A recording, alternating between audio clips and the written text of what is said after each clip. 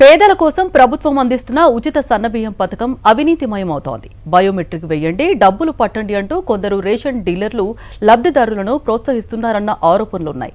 పేదల ఆకలి తీర్చాల్సిన సన్నబియ్యాన్ని బ్లాక్ మార్కెట్లో అమ్మేస్తూ భారీ లాభాలు కొట్టేస్తున్నారు కొందరు ఉమ్మడి నిజామాబాద్ జిల్లా డీలర్లు. ప్రభుత్వ పథకం ఇప్పుడు క్యాష్ మిషన్ గా మారిందా? Watch it. ఉమ్మడి నిజామాబాద్ జిల్లా వ్యాప్తంగా 7,49,000కు పైగా రేషన్ కార్డులు ఉన్నాయి. ప్రతి నెల 12,000 మెట్రిక్ టన్నుల సన్న బియ్యం పంపిణీ జరుగుతోంది. ప్రభుత్వం ఒక్కో వ్యక్తికి 6 కిలోల చొప్పున ఉచితంగా బియ్యం అందిస్తోంది. అయితే రేషన్ అవసరం లేని కొందరు లబ్ధిదారులు డీలర్లతో కుమ్మక్కై బియ్యాన్ని తిరిగి అమ్మేస్తున్నారు. కిలోకు 14 నుంచి 19 రూపాయల వరకు తీసుకుంటున్నారు. బయోమెట్రిక్ వేయడం, డబ్బులు తీసుకోవడం రొటీన్గా మారిపోయింది. ఈ బియ్యాన్ని మధ్యవర్తులు సేకరించి ప్రైవేటు వ్యాపారులకు లేదా ఇతర రాష్ట్రాలకు తరలిస్తున్నారు. మార్కెట్లో అదే బియ్యం కిలో 30 నుంచి 35 రూపాయలకు అమ్ముడవుతోంది. నాణ్యత తక్కువగా ఉంటే ఆల్కహాల్ తయారీకి ఉపయోగిస్తున్నట్లు సమాచారం. ఈ అక్రమ దందాను అధికారులు కట్టడి చేయాలని స్థానికులు కోరుతున్నారు.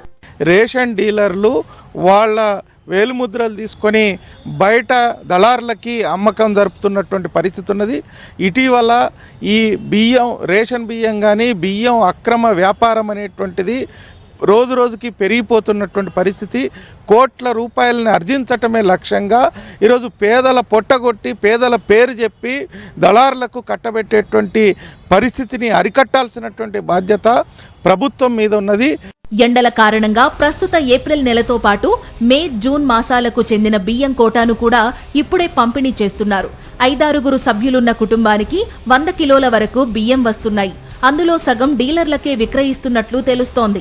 రేషన్ బియ్యం దందా నడిపేవారు దుకాణాల వద్దే ఉంటూ దొడ్డిదారిన బియ్యం కొంటున్నారు.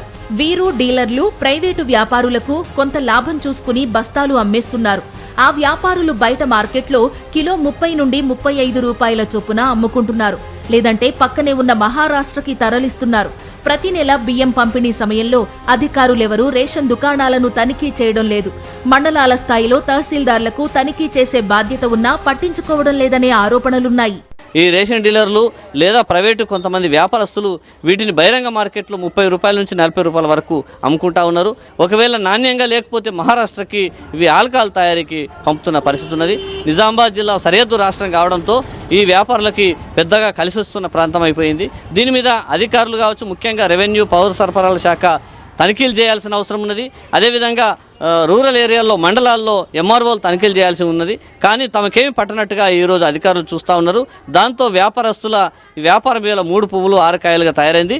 ప్రభుత్వం పేదల ఆకలి తీర్చేందుకు ఆహార భద్రత లక్ష్యంతో ఉచితంగా అందించే సన్న బియ్యం పక్కదారి పట్టకుండా ఉన్నతాధికారులు నిఘా పటిష్టపరచాలని కోరుతున్నారు స్థానికులు.